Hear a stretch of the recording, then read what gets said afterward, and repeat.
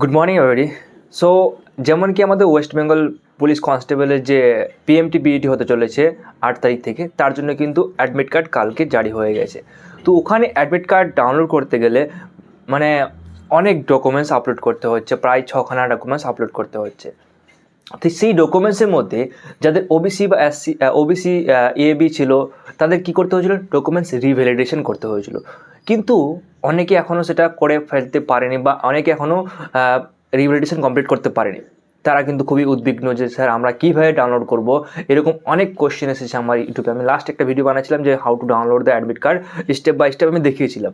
তো এখানে কিন্তু অনেক কমেন্ট পেয়েছি আমি, যারা এখনও কিন্তু ওবিসি কার্ডটা তাদের রিভ্যালিডেট করতে পারেনি। তো তাদের করণীয় কী এখন, তো সেটা কিন্তু আমি এখানে বলতে চলেছি। তো ভিডিওটাকে না কেটে লাস্ট পর্যন্ত দেখো, আমি সব সমস্যার সমাধান করার চেষ্টা করছি।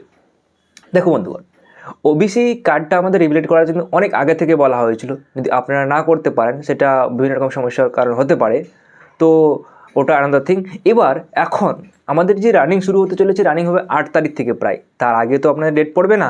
তো আর এখন আজকে 3 তারিখ, যদি 8 তারিখ অর্থাৎ 7 তারিখ অবধি তুমি কমপ্লিট করতে পারো, দ্যাট ইজ এনাফ। তো তুমি কী করতে পারো, এখন অনলাইনটা করো, যা ডকুমেন্টস তোমার রেডি করে তোমাদের বিডিও অফিস, এসডিও অফিসে গিয়ে সেটা জমা করো। ওখানে জমা করলে শুধু হবে না, জমা করলে কিন্তু 1 মাস 2 মাসে তোমাকে দিবে না কমপ্লিট করে, যেহেতু খুব কাজের চাপ রয়েছে। বিডিও অফিসে একদম গাথা গাথা ভরা রয়েছে, এত বড় বড় মানে কী বলছে, একদম হিপস তৈরি হয়ে গেছে এই ফাইলের। আমি বিডিও অফিসে নিজে দেখে এসেছি, যেহেতু আমি অনেক আগে করেছিলাম, তখন খালি করে নিয়েছিলাম। হ্যাঁ, এবার তোমরা করবে কি, আমরা জানি যে আমাদের যে ভারতবর্ষে আমলাতন্ত্র রয়েছে, বিউরোক্র্যাটসগুলো রয়েছে, ওরা কিন্তু এমনিতে সাধারণ মানুষের কথা অতটা কেয়ার করে না।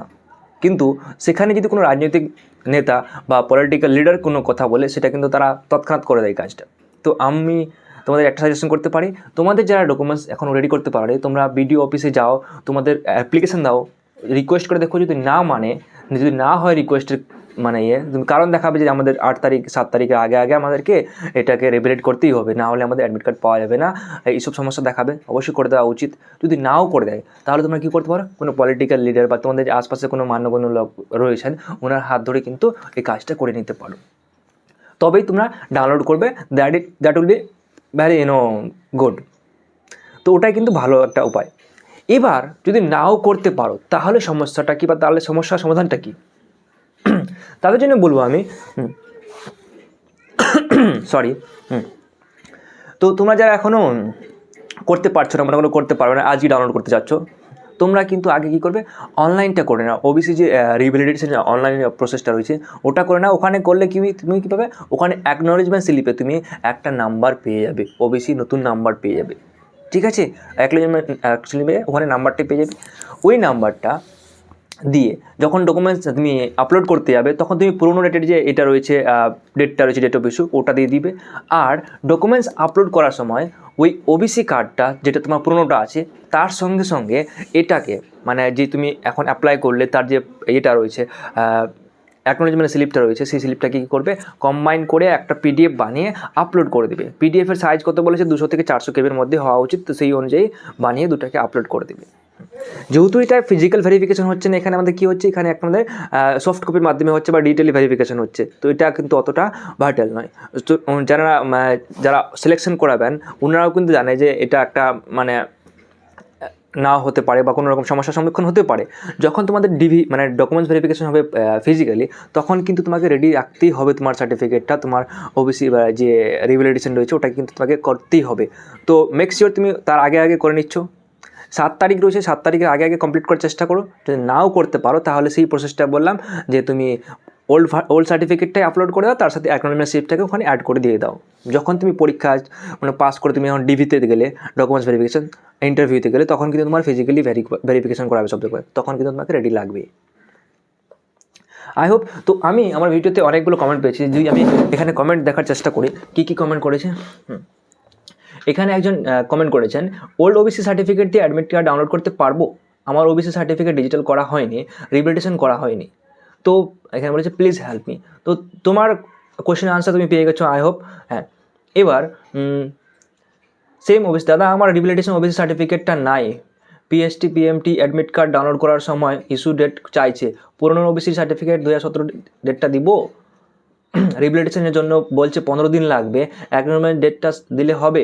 হ্যাঁ, তো তোমার যেহেতু 15 দিন বলেছে, তুমি ওখানে রিকোয়েস্ট করে দেখতে পারো, অ্যাপ্লিকেশন দিয়ে দেখতে পারো।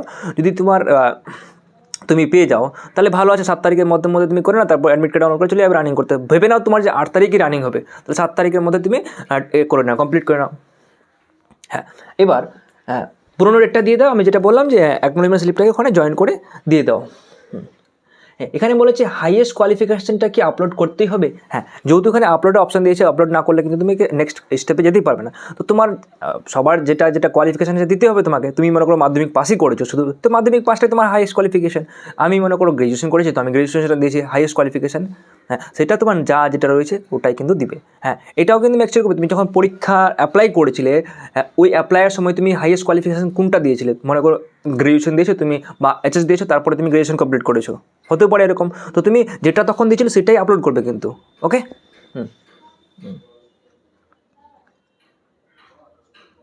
হ্যাঁ, এবার কেউ বলছে আমার বলছে অরিজিনাল আধার কার্ড নয়, তো অরিজিনাল আধার কার্ড নেই বলে মানে ওখানে আপলোড হচ্ছে না। তো তোমরা যখন মানে আধার কার্ডে আপলোড করতে যাবে তখন কী করবে, ওটাকে ভালো করে পিডিএফ বানাবে। তোমার যে অরিজিনাল আধার কার্ড রয়েছে ওটাকে পিডিএফ বানাবে, ওখানে কিন্তু কালার চেঞ্জের অপশন থাকে পিডিএফ বানানোর সময়, সেখানে কিন্তু অরিজিনাল কালারটা যেটা আছে সেই কালারেই কিন্তু আপলোড করবে। আই হোপ এটা সমস্যা হয়ে যাবে। আরেকজন কোয়েশ্চেন করেছে মেয়েদের আগে না ছেলেদের আগে হবে মাঠ। তো এখানে আমি বলবো যে অলওয়েজ লেডিস ফার্স্ট, সেটা আমাদের মানে জানাই আছে, তো লেডিসদেরই আগে করা হবে। হ্যাঁ, রানিংয়ের ডেট কিন্তু অনেক দিন অবধি চলবে, মোটামুটি 60,000 সে বেশি ছেলে মেয়ে আছে, অনেক দিন লম্বা চলবে। আমাদের উত্তরবঙ্গের ছেলে মেয়ের মধ্যে আমার ডেট পড়েছে 16 তারিখে, আর আমাদের বন্ধুগুলোর মধ্যে অনেকের দেখলাম কারো 17 তারিখে পড়েছে, কারো পড়েছে 15 তারিখে। তো মানে বিভিন্ন রকম দিনে হতে পারে, একটা ডিস্ট্রিক্টে যে একদিন হবে এমনটা কেন বেশি নয়। তো বিভিন্ন রকম দিনে মানে অন্যান্য ডিস্ট্রিক্ট থেকেও ডাকতে পারে। আমাদের উত্তরবঙ্গের অম্বিকানগরেই হবে। রিপোর্টিং টাইম মানে 2-3টা হবে, আমার যেহেতু 11টা বলেছে। ঠিক আছে, নেক্সট কোশ্চেন এখানে। আর হ্যাঁ, যেগুলো কোশ্চেন হয়েছে ওগুলো কোশ্চেন আই হোপ কমপ্লিট হয়ে গেছে।